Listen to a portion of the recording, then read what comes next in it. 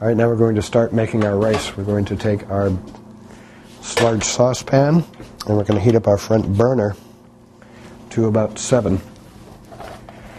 We're going to add a tablespoon of oil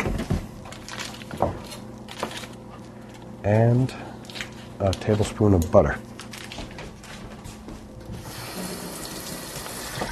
While we're waiting for those two to blend together, we're going to mince 1 clove of garlic,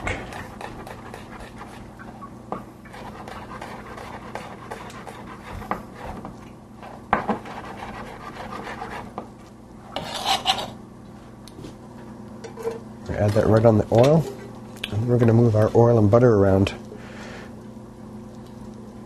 to make sure that it coats the bottom.